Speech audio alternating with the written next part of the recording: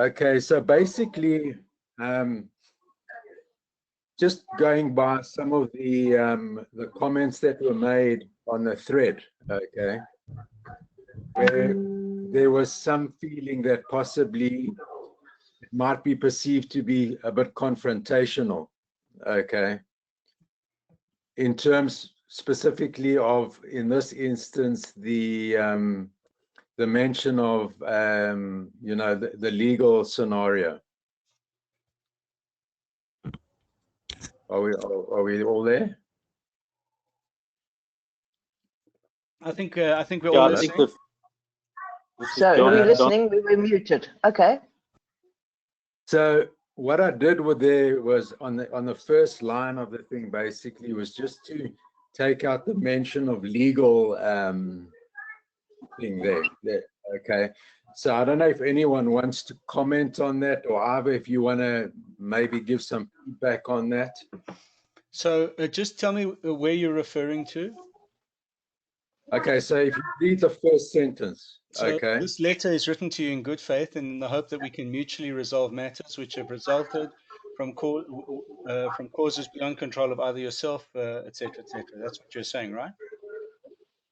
No, the change there. I mean, because if you look on the side, you can see I've deleted a. Yeah, that sounds fine. Sounds fine. Sounds fine.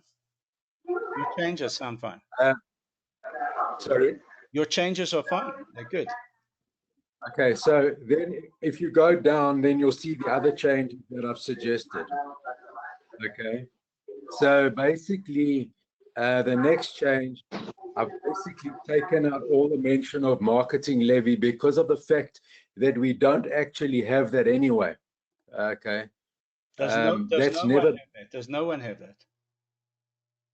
No, yeah, there's no. As far as I'm aware, no one actually has that at all. Yeah. So no, we don't have in the office towers. We don't have any of that. It's only the merchants. Yeah, the retail merchants. So then you've taken it out. Yeah. That's good. That's good. Okay, and then the next thing basically that I've taken out is that 10% thing, because none of us have any arrangement with regard to turnover or anything like that. So if I may come in here, Mark, the office towers and the medical mews do not have the same kind of contracts and leases as the retail merchants and tenants.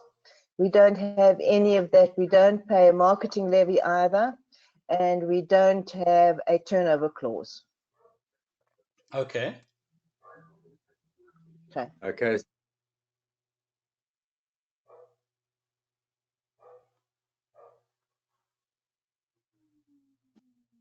Sorry, Mark. Just in terms of the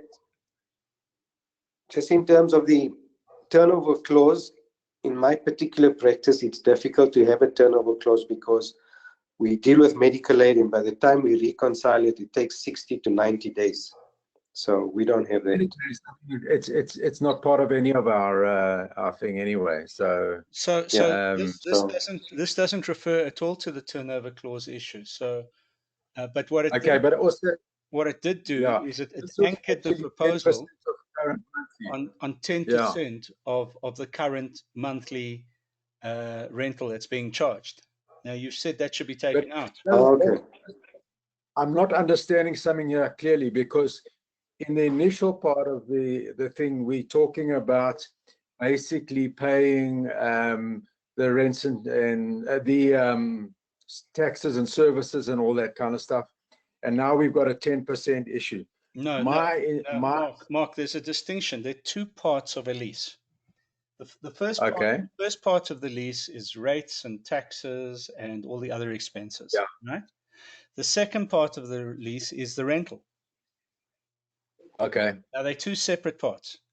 Now, ordinarily, so you would have seen, for example, that the Fashini Group entered into an agreement this morning with SAPOA that said they would pay all the rates and taxes, etc., the first part. And then as far as the second part is concerned, they restricted that to 20% of the rent that they normally pay.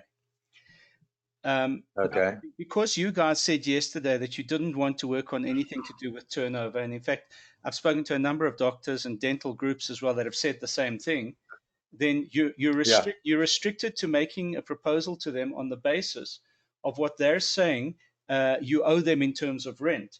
So if you look at your rental invoice, I'm just using this to illustrate it on the screen. I hope you can all see what I'm doing, right? If you look at your rental invoice, it's I'm just going to say operational is the one side of it, and the other one is the rent itself. Now, in the rent, funnily enough, in the PIG's proposal, in the property industry group's proposal, they said rent is operational. They said it's parking. I can't remember what they said. It was that they had a whole lot of things that defined what their members charge rent for. What they charge rent for and what's included in the operational. So operational is rates, it's taxes, it's and all that. It's security. Although some of them will charge you separately for security, and some of them might also charge you separately for insurance. Yeah. Right. So that's what normally goes into operational. So what this letter does is it tenders to them the operational costs. But it says, as far as rent is concerned, we want to restrict it to 10%. Now, remember, their proposal said a minimum of 35%, where that 35% could be divided into 20% payment and 15% deferred. That's what their proposals say, right?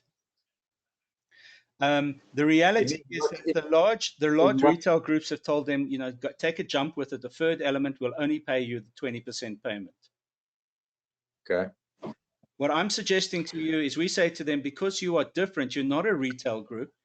You are all professional services. The maximum we're prepared to pay them on rental is 10%.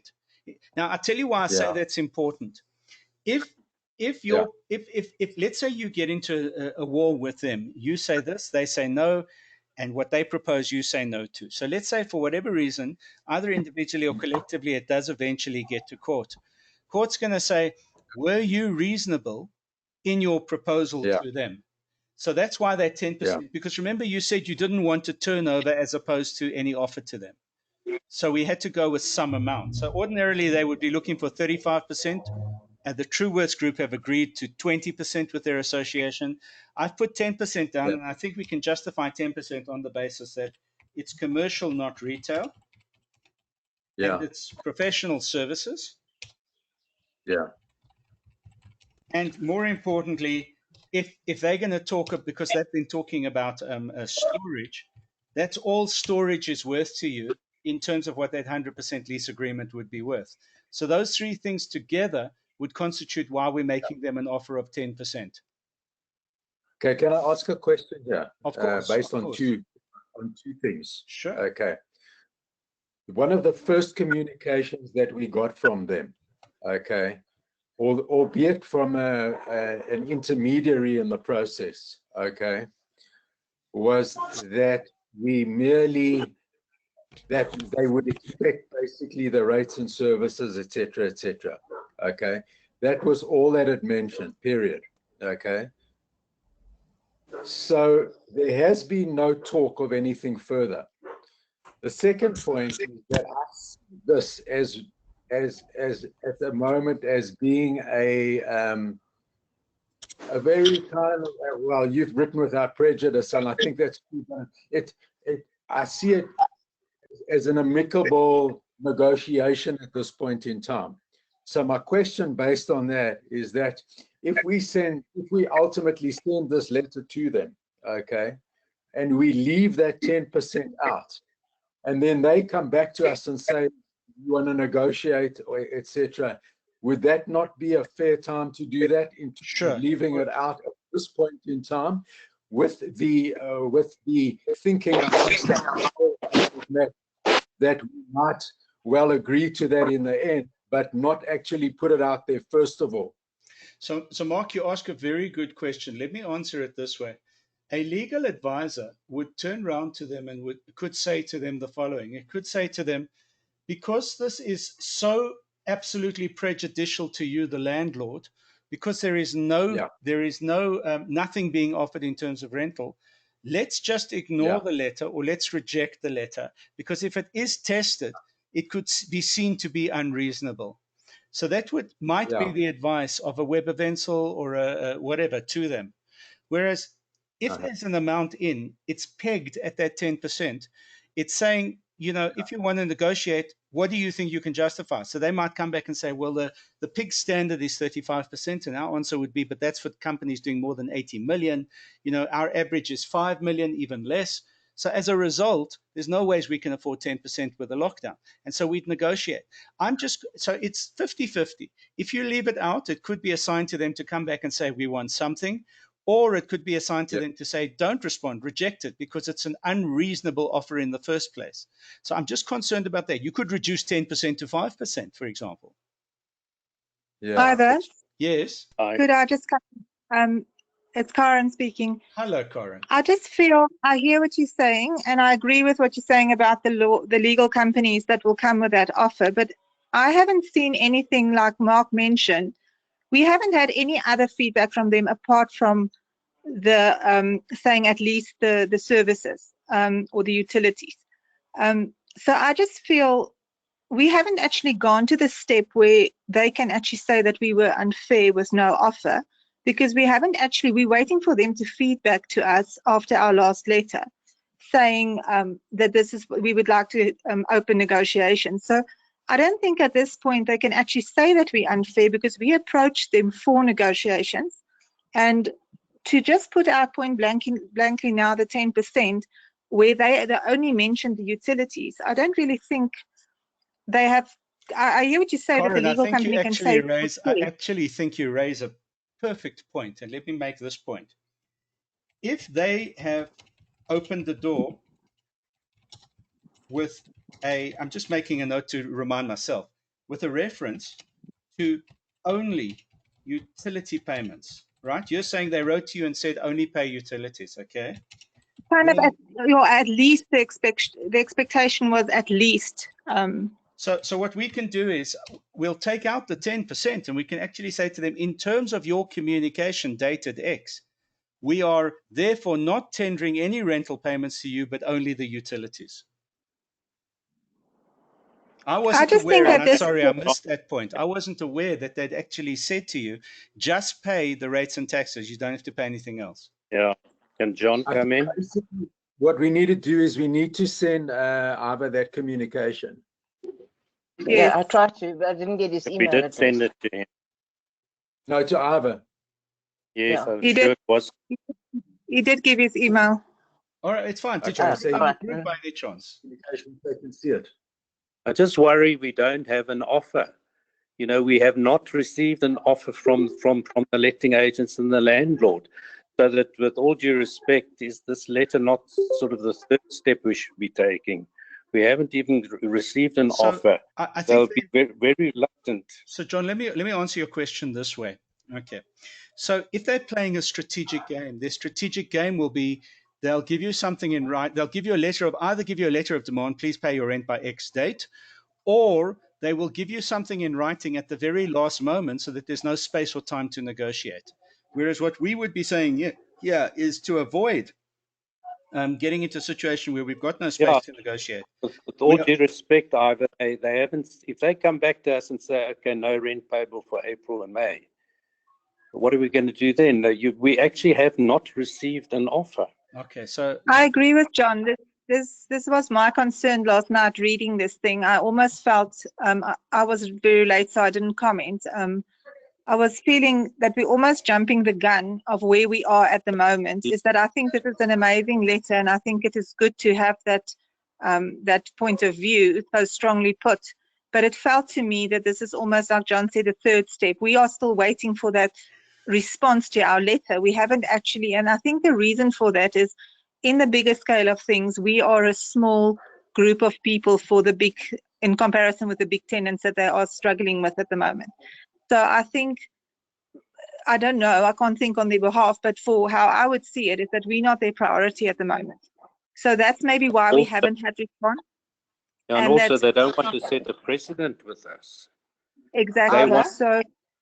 Just give me your email address. I'll send you the letter right now. What is your email address? Ivorb, IVORB, B, yeah. at ARK, ARK, another K, yeah. ONSULT, arcconsult.com. Okay, ONSULT.com. Okay. Right. Right, it's up to you now. Okay, Corin, I just So want, just sorry, to Zena, complete, I just want to come back to your comment. Mhm. Look, there are two issues here. First of all, you just said in your letter to them, did you send them a letter? we Not have. necessarily. We sent them a letter just to say that we would like to enter into negotiations. What was the first letter? Then they sent us an email because they saw one or two of us working. So do me a favor, when you send They us an email now, sent us a generic can you letter. attach those two things to it, please? Okay, I shall look for them Zena, now. I just want to come back to your point. So it really is about your relationship with your managing agents. If you feel that ultimately they're going to come back to you and say, look, you guys are important to us. You don't have to pay us rent until such time as you're back up and running. If you feel that they're going to be absolutely reasonable, then it's worthwhile holding out for them to come back to you with a reasonable offer. If, on the other hand, there is a part of you that feels that maybe you're not a priority and they will get to you eventually, but when they get to you eventually, they'll come to you with a stock standard reply. If that's how you feel, then it's in your best interest to go to them and say, now this is what we want to, here is the framework of how we want to negotiate. So you're negotiating with us in our space rather than us with you in your space. It really depends on your risk analysis of the situation. You see, legally, Yeah, John, let me come back and say this to you. Legally, they're entitled to say, we're just going to revert to our lease agreement, full stop. So that's the first part. Because remember, the recommendation of the PIGS group is not for commercial clients. The recommendation for the PIGS group is for retail clients. And in that recommendation, it says each shopping center will enter into negotiation with a commercial client individually. All right. So the point I'm trying to make to you here is you can't even rely on the PIGS agreement because it doesn't refer to you. It doesn't relate to you as commercial clients. So if they come back to you and say, and it's happened in 5 other shopping centers that I've been in so far where there are also offices and commercial clients, it's happened 5 times before, where they've come to their commercial clients and said to them simply, you have to pay by the 17th of the month, and if you do not pay within 7 days of the 17th, we will get an order of attachment against you. 5 separate shopping centers. Now, I'm not saying it's going to happen with Liberty, because I don't think it will happen with Liberty. However, I do need to say it has happened 5 times before, because as you've said, commercial clients, unless it's a completely separate office block that has nothing to do with the retail park, commercial clients are incidental to the income from the retail clients. So it really is about your risk analysis. And certainly you have to feel comfortable as a group. It's John here again. Can I come in? Sure. With the greatest of respect, and I think your letter is outstanding. But with the greatest respect, I think we really are jumping the gun. They haven't come back to us with an offer. They need uniformity, otherwise everybody's going to say, oh, well, so-and-so got this, I want that. They need some conformity, and if we send a letter now, it's going to end up on some admin clerk's desk. They've got 600 leases. They're going to see without prejudice at the top of the letter, and they're going to send it straight to their legal department, and we'll hear from them in about 3 months. That's my fear at this stage. Well, I think your representation is outstanding. If you don't put your stake in the ground, and the lockdown is lifted before that 3-month period you're talking about, then you very definitely will get those lawyers coming back to you, because those lawyers won't be obliged to be following anything to do with the lockdown, because it'll be business as usual again. You just need to understand. Yeah, but Liberty in the center has to give a uniform offer to everybody. Otherwise, it'll be utter chaos. They say they want to negotiate individually, but that's absolutely impossible. Because everybody will compare what they were offered. So that, with due respect, I think all of this is Oh, actually, I'm reading their letter. I'm reading the letter that they've sent you. Now, can I tell you what the letter says to you? Not read it, but can I tell you what the letter actually says to you? I'm actually a little bit more worried now for you. And maybe I'm just being neurotic or paranoid, but that's my job. But I just want to quickly put this on the screen and show you something. Sorry, just give me a second. I just want to see if I can. I sent you also the correspondence we had with Sandton Management. Okay, so I just want to send this to you, though. I just want to highlight this to you. So if you look here, first of all, it says to you, here are 1, 2, 3, 4, 5, 6. Here are 6 things that you should be doing yourself so that you cannot justify asking for a rent deduction. Okay? They literally, this is what they're saying to you. They're saying, have a look. Here are 6 places you go so that you can't come back to us and tell us, hey, guys, we want a rent deduction because we're absolutely in distress. Because they've now said to you, unless you can prove to us that you've tried to be in these places, making these applications, don't even talk to us about a rental deduction. So that's the first thing I just wanted to highlight with you. Second thing I wanted to highlight with you is this. They've said here, look, task team called the Property Interest Group. Now, what that means is they are reverting to the proposal from the Property Industry Group. The Property Industry Group specifically in their document, now I just need to see if I can do something. Please excuse me just for a second while I try to do this for you, because this is quite important.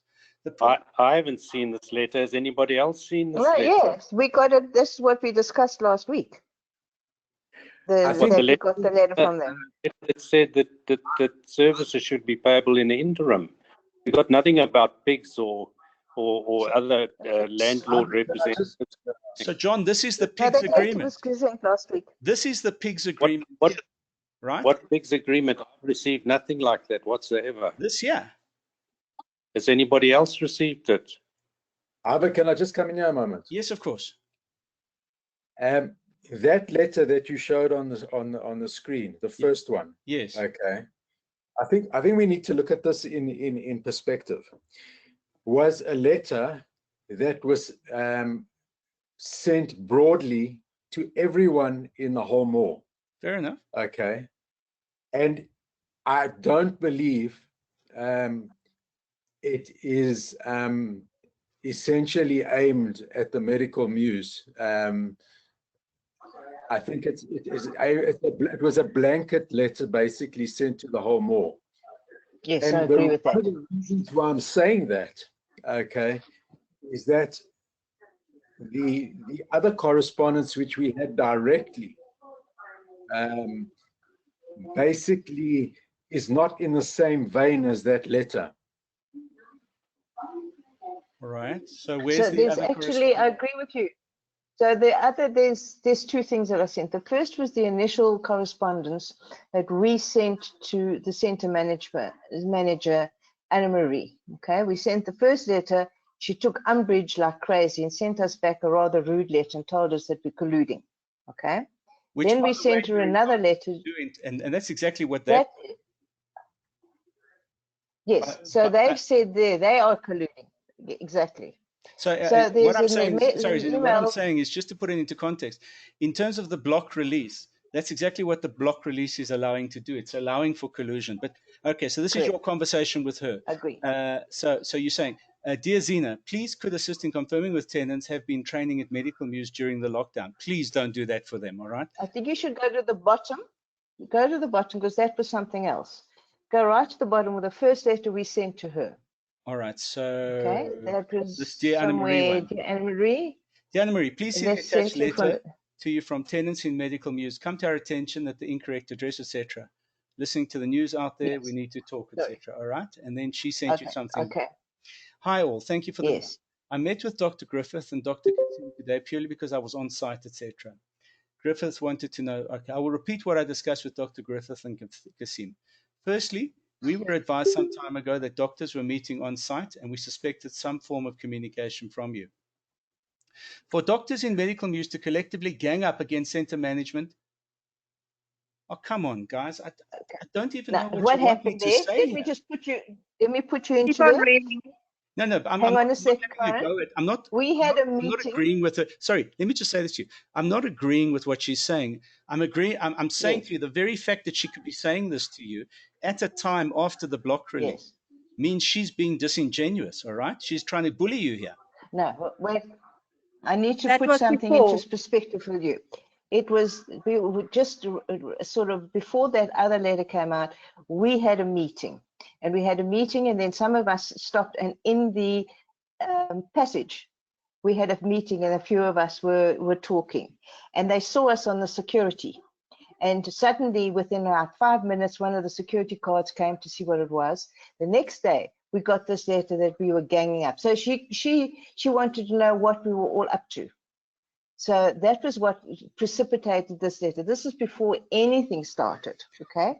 So she's now telling us that we're not allowed to collude, which we are, as you've just pointed out, and that we're ganging up on them. And so that Zena, can I just say something to you? This letter was sent to you on the 2nd of April, all right? By the 2nd of April, yes. the Minister of Trade and Industry had already gazetted the block release, which means that she's actually incorrect here to say you couldn't have a meeting. Yes, I agree with you completely on that. Yeah. I think it's necessary to show she has come back. Sorry, Karen? Sorry, Mark. She has come back after that correspondence. There was another letter where she was much more soft. So just, I think that was just her. You wrote to her here. You wrote to her here, right? Zena, you wrote there was to a her. soft. That's it. That's correct. That's it. Yep. And then she that came was the back letter to that you came and back she to us. said, okay, it's clear that every single business owner is in desperation, concerned about the future. We understand, etc., etc. Please understand, Centre Management not in a position to make decisions with regard to rentals, merely wanted to suggest part payment for April. Okay, so here already she's saying part payment for April to indicate the willingness from tenants. We still confirm that a discussion on rent relief is on an individual basis and not collective. Well, that's not for her to say. And convinced that individual letters will be issued unless there's a blanket approach, what she's saying, unless there's a blanket approach from the landlord, which we are not aware of. Okay, the bottom line is it's not for her to say whether you can talk collectively or not. She's saying that you agreed with her as a group that you would only talk individually and not collectively. She said that in her previous letter. Did that happen? Which we never agreed. Never. All right. She's saying all tenants. At no point did we agree on that. Expect some sort of relief, 700 tenants. Please note that utilities is paid in arrears, so this is a cost that will stay. I would have recommended you pay utility and property expenses for April. However, being over 30 years in management industry, I realize it's not a normal situation. We're not certain of the final outcome will be. We are aware that the landlord is in back-to-back meetings with institutions, etc. We await their formal communication in this regard. Confident that some sort of relief. I look forward to a positive relationship. All right. Okay, so then the next letter came is the one that I sent you from Liberty. It was the only other thing we ever heard. This one here. All right. So Zena, hold on. Sorry. With respect now, and I do need to just play devil's advocate for a moment. You just said the next letter that came was the one from Liberty. Correct. So it wasn't the next letter. It was the last communication to you. Yes. So what happened is that she sent this. And she said that she was basically waiting to hear from the landlords. Okay? And then she did hear from the landlords. Well, we heard from the landlords, which is that letter that you just read before this. Yes. And that is all we've had. That is the letter that we got. No, that one, the other one. Yeah, but precisely. The one from. Look at the date. That was the letter. So she said to us she was also waiting to hear from the landlords because she didn't know. And then the letter came last week, which is the letter, not this one, the other one from Accelerate. You had it up the screen, you were reading it just now, where you said that they said there's a solidarity fund. Yeah. That's all we've heard from them. I'm just looking for your first letter, this one here. That one. Yeah, that one. That's just to correct that, we also then, that was we did have an email, sorry. We did have an email after that asking how many of us has been operational and how many of us can we confirm which hours and whatever we were open. We did have that communication. Yes, that's true. Please tell me that you didn't answer that one. We did. We said to him, okay, I'll send you that email. The email said that was from, what was his name? Ronald. Hello. R-O-N.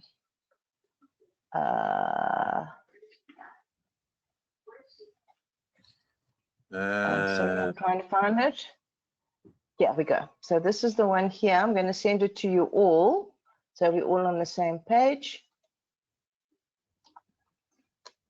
And medical news.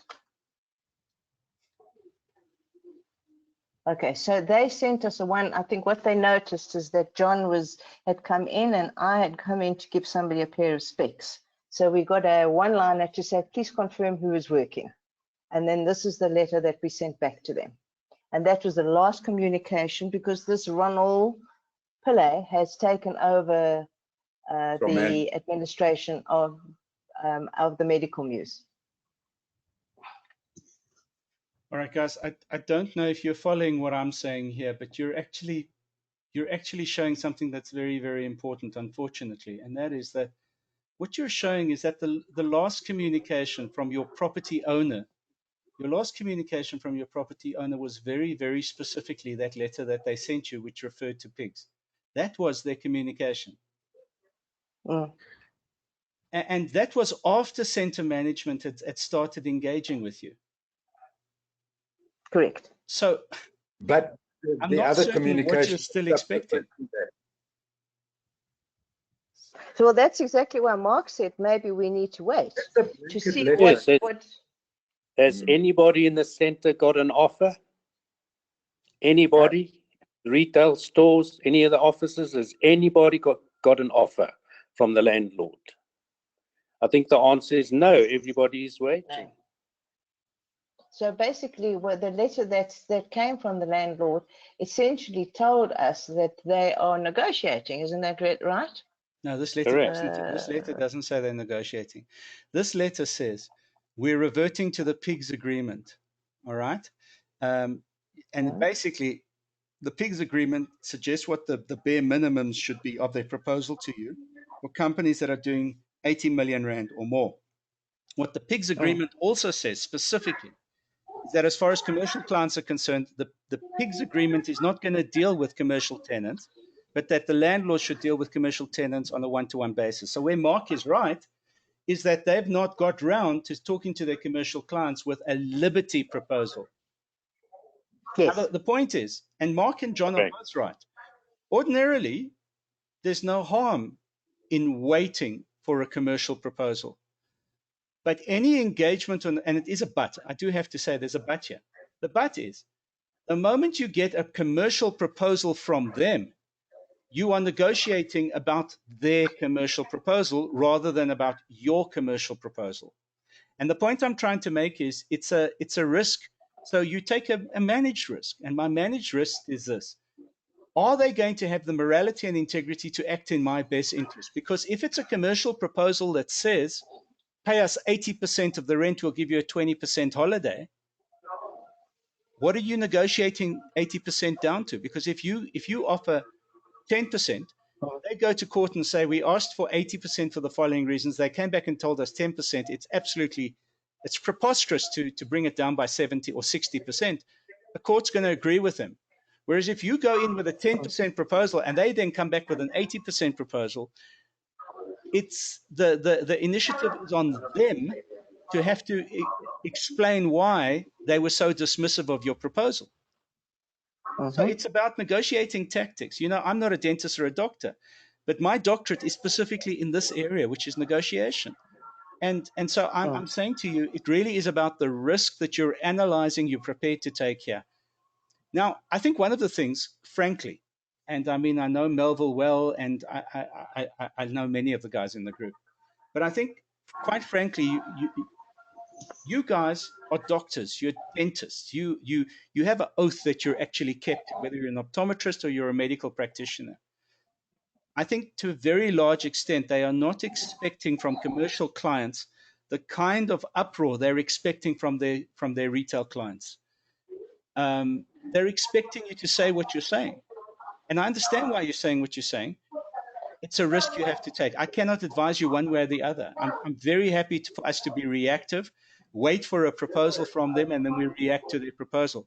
I'm just telling you that from a negotiation perspective, you lose your negotiation benefit by doing that. That's all I'm saying to you. But I think maybe, Mark, what I should do is this.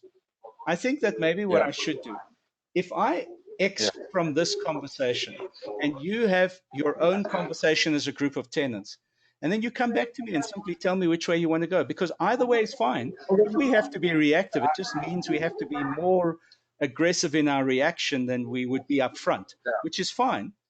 But if you don't like what they say, I mean, I need to say something. There are instances where landlords have been unbelievable. They've literally come back and they've said to people, you know, we don't want anything from you for April or May or for as long as the lockdown. It's amazing what some landlords have done. I just don't think that Liberty are going to be that landlord, but I might be completely wrong. Can I come in here for a sec? Okay. So what I'm basically seeing, if I can summarize all the discussion, and you guys can correct me if I'm wrong. Okay, we've got two issues on the table here, the way I see it. The one issue is that deciding on the timing of communication to them. Okay. And the other issue is this 10% issue. As far as I see it, those are the two issues on the table at the moment. Is that correct? Well, you can't discuss the 10% issue until you know what people are offering you. Well, but I mean, are those the two issues that we've broken this down to? I have a question. That is the two issues, Mark. May I ask you, Ivor, are you suggesting that we go in, maybe go in not with what you said in your, necessarily what you said in your letter, but go in with a proposal to them that from the lockdown, you said, I think you've said, I'll have to read it again, but only from when lockdown is lifted, that it will be 10% for May, 50% or something for June. I said 35% for June. I said 50% for July and 75% for August, so that by September you're back to 100%. You know, that area is open for negotiation from them. They can come back and say 3 months is far too long to give you to recover. You know, I mean, they can make arguments in that regard. I'm not concerned about that. Well, I'm concerned about everything, but I'm less concerned about that than what your initial relief is going to be. Guys, can I make a suggestion over here? I mean, okay. My sense is that the one issue, as I said just now, is the timing of communication, and the other, whether or not we come up with this 10% or so. Based on all the conversation here, I want to put something on the table so you guys can mull it and then maybe take some advice from Ivor on this, okay, and then go forward from there. And my first thing is that we decide on a date to send them a letter if we have received no communication. The first thing I'm suggesting. And even if we don't go with the 10% in this thing, I hear what I was saying. Even if we go in at 5%, it's a start for a negotiation. Does that sound reasonable or not? I think it's reasonable. I think, as I made the point on the chat group last night, you know, today is a public holiday. Today is a long weekend. So although we don't feel it, the property group and all those people have actually been working and have taken this long weekend off. So whilst we're sitting here waiting for a letter from them, they've had a long weekend. They haven't been working. So maybe we should only see what comes in tomorrow or Tuesday. So this week, they can't leave it much longer. We're already at the 13th of April. You've got to give them more time. There's nobody in Sandton City Shopping Centre who has heard really from the landlord. So how can we discuss it? We don't know what they're offering. Ivor, may I ask something? Of course you can. I just want to know, the fact that I hear what you're saying, you hope we didn't answer them on that email, but the fact that we had the communication with them saying that we want to negotiate and we want to meet up with them. Then we got that letter from Anna Marie, which was first she toned down, and Mark wrote a very beautiful, eloquent letter to calm her down, and she actually came down with saying that it's not up to her, it's up to the landlord. And then from there on, after that, she said, we're waiting for the landlord. That was the blanket referral. And then we didn't respond to anything further. And then they came personally just back to us saying, who has been working and has anyone been working? And I know why they're asking that, because obviously if there's any gap that any of us have worked, they want to charge us rent. Right. But the fact that they came back asking that, and that we responded to saying that we actually all essentially completely closed, but because of our type of profession, we've got the ethical, we are ethically forced duty. Thank you. We've got the ethical duty to go in. Now, I'm a physio, and even in my duty to go in, I don't see my type of patients with a back spasm as someone who is enough in problematic to risk the fact of spreading the corona. So I didn't even open for that type of case. But the other doctors, and obviously there are other type of emergencies. So my question is, the fact that they have come back and asked us if we've been operating, don't you think they are actually in their mind thinking, how are they going to negotiate with us? And that they have approached us, that we then responded by saying that none of us has essentially worked. We have all been closed. There might have been the one or two has gone in for one or, just an emergency. Don't you think this is then maybe their way of communicating with us, and that it is then open for negotiation with them, and they just want to see how they can come with an offer? I don't know. That so is maybe. Can I ask you? Can I answer you? Yeah. And that is this. I'm just quickly wanting to call it up, just for a second, please. But come on. I just need to call up that pigs thing again. Let me just quickly call it up. Let's just call it up. So I just want to point something out to you. And really, it's going to be for you to have to make your decision of their credibility as your landlords, all right? You're going to have to make your decision. But look what it says here. It says retailers offering more than 75% of essential services, all right? You guys are offering essential services. Retailers offering essential services but electing to close. No relief offered. 100% of rent payable. Their negotiated agreement that the Minister of Trade and Industry has endorsed says if they ask you, have you been open even for an hour of business since the lockdown? And you say, yes, we have.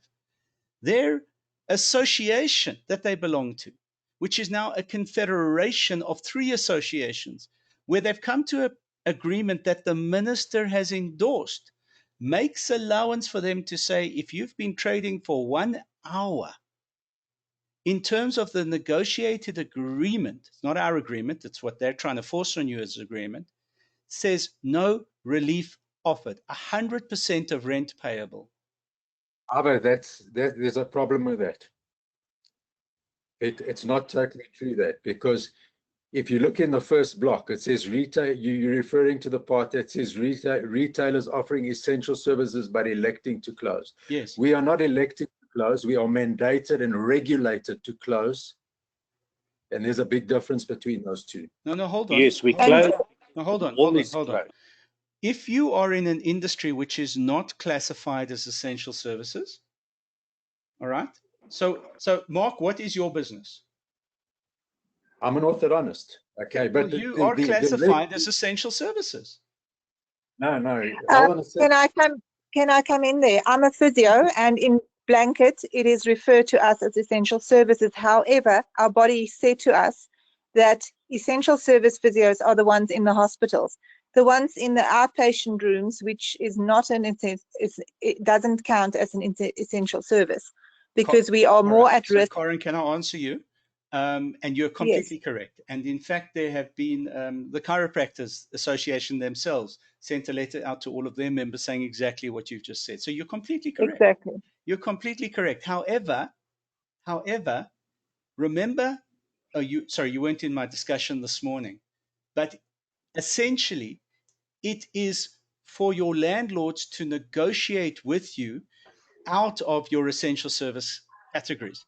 If you are listed in essential services, they can argue that a professional association is not in a position to declassify you because there's been no engagement whatsoever with the Health Professions Council in that regard. Now, hold on a sec, Ava, that's not true. Okay, according to the Health Professions Council, okay, the HPCSA, no elective services, only emergency services. That's the bottom line. That is a regulation. You can be fined or put into prison if you are seen as a healthcare profession. I'm agreeing with you, Mark. I'm agreeing with you. To So be in your instance, if your instance is only elective surgery, then you're covered. You are elective surgery. You're not an essential service. However, I was talking to Karen in terms of where she is in that regard. I'm the same. I got the same from the Health Council. We were told that we're not even initially allowed to do telehealth. They now have come to the point to say that they're agreeing for us to do telehealth so that we do not go into our practices. So, John, and that's from the Health Council. Can I come in for a moment? John, just before you do, because I've got a very short attention span, just let me answer Karen just very quickly in that regard. Sorry to interrupt. Karen, what they're doing is they're saying you're essential services now, but only online essential services, right? Fair enough. That's what you've just said. So anyone can do online. So that means if you're essential or not, people are doing fitness people are doing online. So what I'm saying is, in terms of the law, you can, if you're a call center, for example, you can only be an essential services call center. Okay, but that's neither here nor there. What you're really saying is that your professional body, instructed by the Health Professions Council, has taken you out of the definition. What Mark's saying is that that was the Health Profession Council. No, that's fine. That wasn't our body. No, that's fine. What Mark's saying is that the Health Professions Council has taken him out of essential services. That's also fine. All right. So essential services doesn't relate to you, doesn't relate to Mark. Does it relate to anybody else within this group that we're talking about? Yes, it does. It's John here. Can I come in? Sorry to have interrupted you, by the way. Sorry, the real situation is it's not all the council's regulations, etc., which has shut us down. It is the closure of Sandton City Shopping Mall, which has made any trade in the medical field impossible. I have come in from time to time in the early mornings to handle 1 or 2 pressing cases or emergencies. Any case who thinks they've got coronavirus is an emergency, is an essential service. I cannot ignore them. So we come in for an hour or two from time to time where we've got prescriptions which have to be sorted out, or we need to respond to patients who think they've got coronavirus. Or we might have somebody sent up from the pharmacy downstairs who thinks he's having a heart attack. We have to and are ethically obliged to respond to those cases. However, my business has been 99% destroyed by the closure of the shopping mall. That is the essential issue. And nobody else can trade because there is no business. The business. John, are you a medical doctor? I'm a medical doctor, general practice. So you're a GP. So I'm obliged, ethically obliged, to see patients. But yes, the business has been decreased by 99%. Well, now that's interesting because as you can see here, they're saying that the only time they will take that into account is if you do a turnover of above 80 million rand.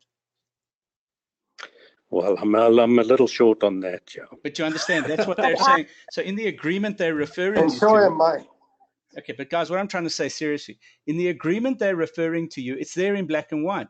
The only time that they're going to give you any kind of dispensation, if you're an essential service, okay, where you're doing less than 75%, is if you do more than 80 million rand. Now, that's in relation to the services and the products you offer.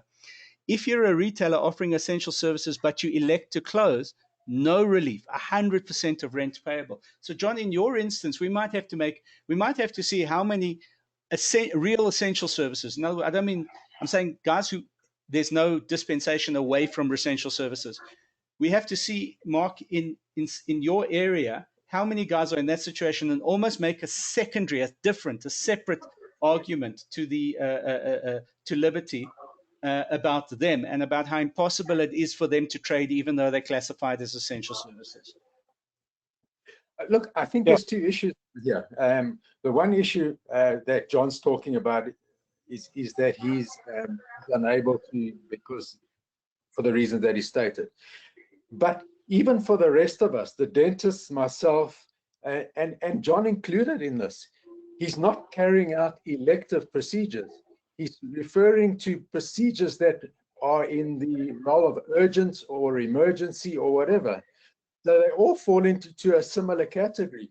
The reality is that as a doctor, there's certainly likely to be more instances of an emergency or an urgency in his field than there is in mine, fortunately.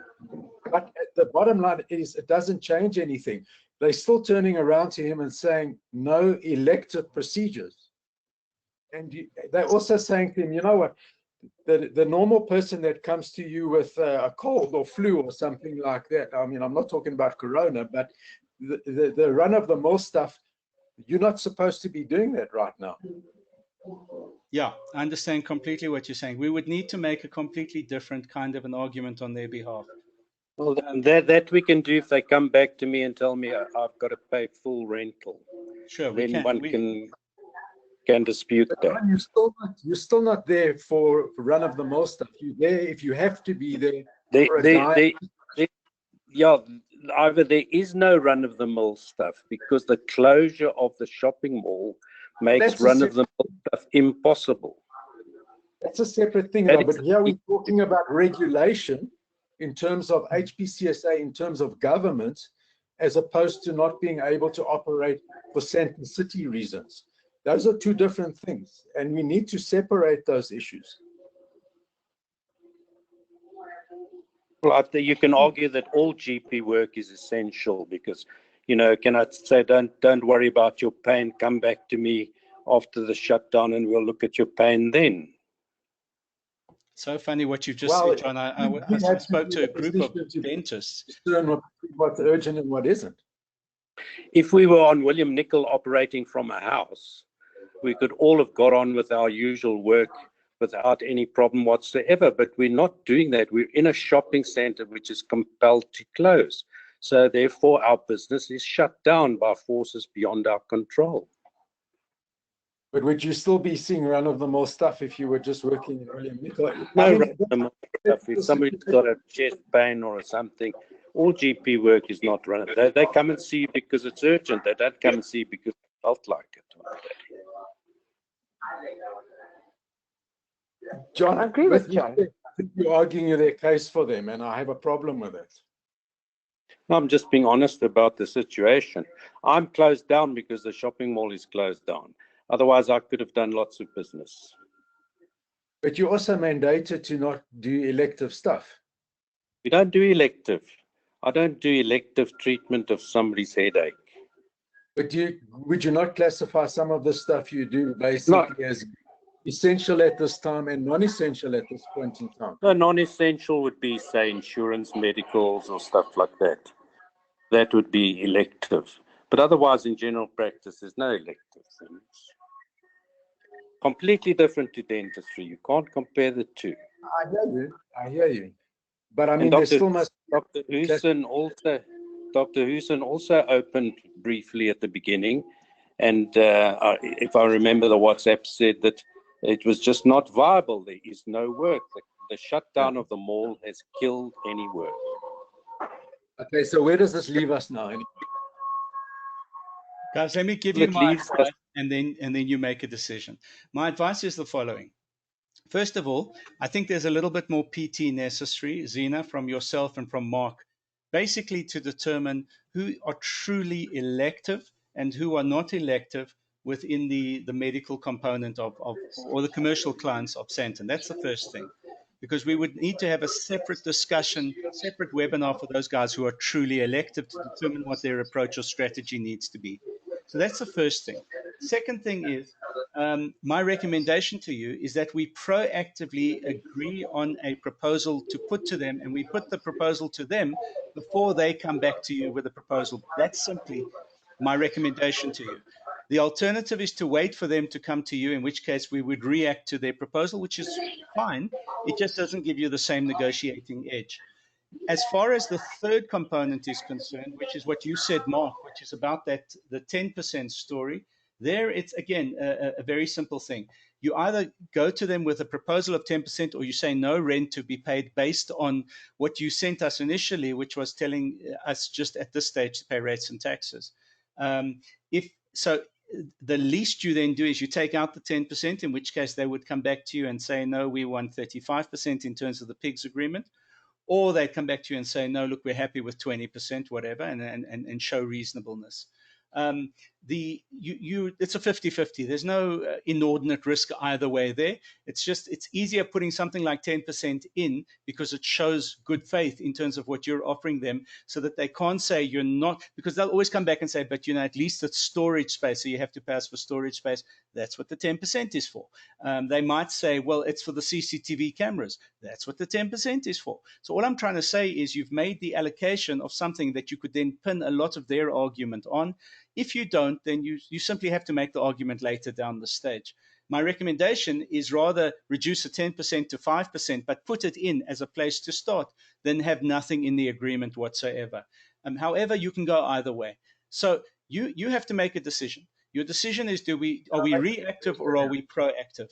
And you can only make that decision by asking your members sort of on a simple majority to vote, and then you vote, and if you do want to go proactive, yes, of course. Yes, of course. Okay. So my suggestion is here, based on what I was just said. We put in 5%. Okay. The second part of the suggestion purely revolves around the timing of communication with them.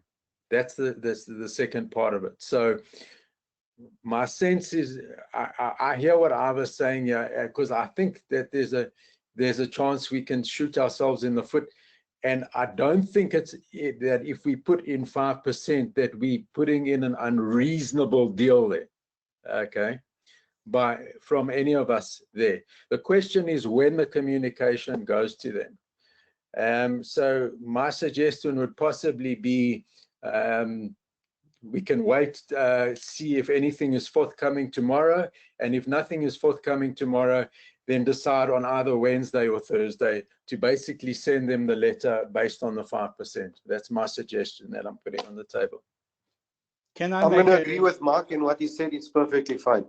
Mark, can I just make a slightly counter proposal? And that is that if they haven't come back to you by close of business tomorrow, we agree that by the following morning, opening of business, which is 8 o'clock then on Wednesday, the proposal sent to them. I'm happy with that. I'm happy with that. Yeah. And so am I, and I'm a proxy for Dr. Adila Peer as well. So there's 4 of us. I honestly agree with Ivor. I would give them another day. I think it's jumping the gun. They still have not got back to any tenant in Sandton City. You're jumping the gun. They're going to view it as a legal document from a lawyer. They're going to throw it on the pile of legal stuff, and we'll hear from them in 6 months. My feeling. feeling. John, I'm sorry, Ivor. Can we take out, or is it not advisable to take out the simple phrase without prejudice at the top? You can take anything you need to take out. You've got to understand, without prejudice is a legal term. And what I mean by that, if they do decide to get litigious and you haven't put without prejudice in the document, and they accept your offer, and then you determine that there are areas of that offer which are unconscionable because of their behavior down the line, you can't depend on it. Because you haven't put without prejudice. You just need to understand why it's there. It's a legal term, but you can literally put it in the letterhead of the document rather than in the main body of the document. It just has to be there somewhere. If I can come in, I would give them tomorrow to get back to us. If they hadn't, I would send them an email saying when are they going to get back to us. And if we hadn't heard from them by Friday, we can submit the document. John, again, can I say this to you in response to what you've just said? I am going to recommend to you and to everybody else around the table who could be regarded as essential services that in fact your names don't go on that schedule of this particular letter, because we have to make a completely different argument in relation to essential service businesses anyway. We don't have the luxury of using the same argument for essential services. And the main drive on essential services argument that we make has to be why it's impossible for you to be expected to pay the same rent you've always paid based on how limited your business now is. It's a different argument. So my recommendation anyway would be that for the non-essential service clients, we send it Wednesday morning. And for you guys, we still organize to have on Thursday morning or even Friday morning a telephone conference before which we don't send anything off with your names on the schedule, because dealing with essential services, we have to deal differently, which means that in your instance, you're going to give a good number of days anyway to get a proper proposal from them. I think Ivo, can I come in? It's Kashmo. Yes, hello, Kashmo. Hi, I've just got a couple of suggestions based on what you said. The medical news is very unique in that it has quite a lot of different doctors, specialities, and people doing health services. And I fear that if we have one GP, for example, that feels is essential service, one that feels is not essential service, they're going to come back to us and say, I mean, your entire case is flawed. We have to have more of a blanket approach from our side, in my belief, because I'm a GP as well, but I do only aesthetic procedures. So all my cases are deemed elective, and we've received response from lawyers as well as from the Aesthetic Association of South Africa, who said that we should not be operating at all. But by profession, you're not essential. So service. I'm not essential service, no. But I'm a GP. It doesn't matter. Then we have doesn't matter that you're a Dr. GP. Hussein. It doesn't matter that you're a GP. It's what the nature of your business is. Okay, so then should all guys that are offering similar type of service fall in the same category, and everyone else that is non-essential fall in another category? Because I'm still of the opinion that perhaps we should send them a letter from our side asking for a response and give them a deadline. So if you do not respond by X and X date, then perhaps you will be hearing from our association site or something of that sort. But I still do believe that. Sorry? Can I just say? Sorry, Mark, go ahead. It's very confrontational to say if you don't give us a communication, then, you know, that's very confrontational. We're trying to stay out of that realm. Well, if you're just sending the letter, then you're being confrontational anyway. That's right. I think so. Modify the letter basically is very amicable and coming up with suggestions. I don't know. Well, we're going to send them the same letter either way. But the letter wouldn't change. Did you see the change? No, I've seen the changes. I've seen the updated letter, but what I'm saying is whether we're going to send the same letter, whether we send it on Wednesday morning or whether we tell them we're still waiting for your response, or when are you going to get back to us by, I don't think the nature of the letter will change. So we're not trying to be confrontational, but I do think that we should have a bit more conversation or more, we need to talk more to them just to have more support on our side, because if we just send them that letter, then there's no other way we can negotiate. I still do believe that we should wait for them to send us something, or we give them a deadline to when we send them something, and then we can act on something. The word deadline, you're being confrontational. Okay, we can take out the word deadline. Yeah, maybe we could just ask them to give us an indication. We haven't heard from them. Is there any indication when we would get any response or feedback to our previous communications? So maybe we can ask them like when we will get feedback. But just to get back to the point of either of dividing, I think we've approached this whole thing as the medical news, and although each of our little services is maybe not 100% essential, or it is essential or whatever, I would still feel more comfortable to approach them as the medical news, as one group. I think we're going to thin our strengths or weaken our strengths if we now divide into separate issues. And as you said, as a commercial, we're not really under that PICS thing. So the whole negotiation is a bit different, and I do feel more comfortable to go ahead as the medical muse than individual and little essentials. I don't know what the other fields. I agree with that. That's what I agree. We need to. John agrees as well that we should do it as I think that management actually sees us as a group of essential services. And as a group, whether we are not entirely essential service or not, they see us as a group of medical practitioners, if you know what I mean. So I agree with Karen. I think we have outlined the differences to them already. Not split. Yeah. The thing is this. We take a step back for a moment. What we need to do here, despite the fact that some see themselves differently, the question I would pose to you is, up to who is it to prove that? Is it for us to turn around to them and say to them, you know what, I'm seeing myself as essential, or is it for them to come back to us and say, but you know what, you are actually? So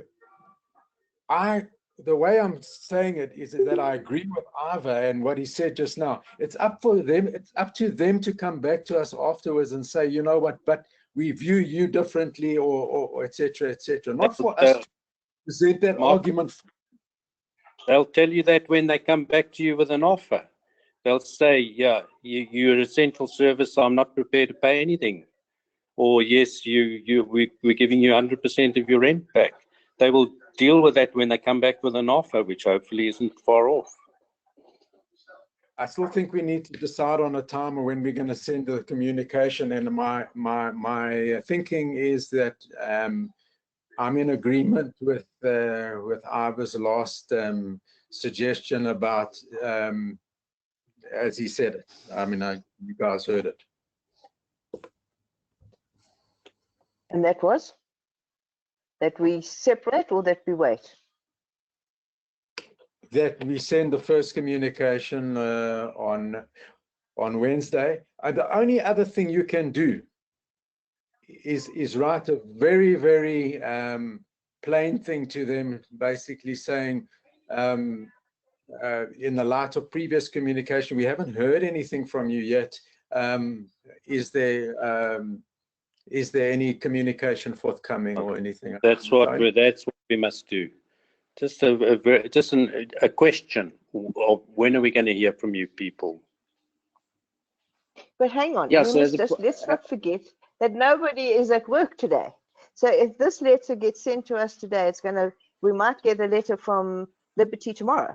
So let's give it until Wednesday. Maybe the letter is currently being written, and let's just see what they offer us. It might be perfect for all we know. Exactly. Can I ask a question here? Yes. Yep. Are you there? Yes. Yes, we're here. If we look at it slightly differently, if that letter that went on Wednesday, instead of being the one that we've got on over here, albeit in a modified form, if we sent a letter to them on Wednesday morning asking a mere inquiry, okay, would that be enough to show good faith? Well, I think you've already shown the good faith. I think that you've actually sent that letter already to them, and they've come back to you and they've said to you, you need to wait for our landlords. And then after you sent that letter to them, showing the good faith, and they came back to you and said, you need to wait for our landlords, then their landlords came back to you and said, we're reverting to the PIGS agreement. So I think if you would be doing that on Wednesday, it means you're going to them for a second time. The last communication was who's working. No, but besides that, there are two different issues. Different issues. I don't think we can view that blanket letter really. I don't view it as referring to us in the greatest sense of things, to be honest. So Mark, maybe what you want to do then, maybe what you want to do then is tomorrow send them a letter to say, in our previous letter to you, we asked you for your specific proposals. We've received from Liberty the PIGS proposal, but is that your proposal, or in fact, are you working on a specific one for us? And please, could you please revert to us by Thursday morning or by Thursday close of business? Because we realize we're running out of time for the end of April, and we want an opportunity to engage with you positively. I'm happy with it, except for one thing. I wouldn't want to mention the PIGS proposal. I would just really want to inquire as to whether or not all the rest of what you've said, basically. Fine. You know. So then, if you guys can collectively send a message to them tomorrow, and then we say that if we've got nothing back from them by Friday morning, then we send our letter on Friday morning. So if you don't have anything back from them by close of business on Thursday, we send our letter by Friday morning. That's fine. I agree with that. That sounds reasonable. That's fine. Yeah, that's what I was saying. I think that's a good approach. We're in agreement on that. I'm happy to draft something. I'm happy to run it by Ivor and all the rest of you. And then once it's approved by everyone, are you happy that we send that? What's it, tomorrow? Yeah. Tomorrow's Tuesday. Yep. Yeah, that's fine. So let's send it. Let's get it ready for tomorrow. Then send it tomorrow evening so that it lands on their desks on Wednesday morning. Because let's give them. They must be by now have a letter that's probably just been written up and being sent to us. Does that sound reasonable, Ivor? Yeah, that's perfect. I mean, that's fine. Then you give them an opportunity until Friday to respond. Look, okay. I mean, if you're going to give them an opportunity, you're going to give them an opportunity. It means that on Friday we might have to change our letter, because if they've given you a proposal, then instead of us making proposals to them, we're going to have to go back and work our proposal into a response to their request. But I think the gist of it can probably still be fairly much the same. Yeah, it also gives us an opportunity maybe to combine into our proposal the distinction of essential and non-essential. You know, we might want to work on that in the interim. Okay. Well, can I ask one quick question, please? Give them too much ammunition. You know what I mean? Ivor, can I just ask you something? I wanted to go in tomorrow just to do some accounts. Is that a no-no? You're entitled to go into your business. It doesn't mean you're trading. You're entitled to go in. You're still the occupier of that business. Okay, so we can go in and just send out some accounts, etc., without trading, and the doors closed. Absolutely. It's not going to jeopardize us in any way. No, not at all. Okay, thank you. Okay, so what I'll do then is I'll draft something. I'll send it to all of you. We'll get input from Ivor as well, and then we can send that sometime tomorrow and take it from there. Excellent. Good. Is that okay? Thank you. Yep. I'm happy with that. Thank you, Mark. Thanks. Alrighty. Thank you. All right. Ivor, once again, thank you so much for your advice and guidance. No, thank you. It's great amazing. interacting with you guys. I appreciate that. Okay. Thank you, I'm going to try and get you a whole lot more people. Okay.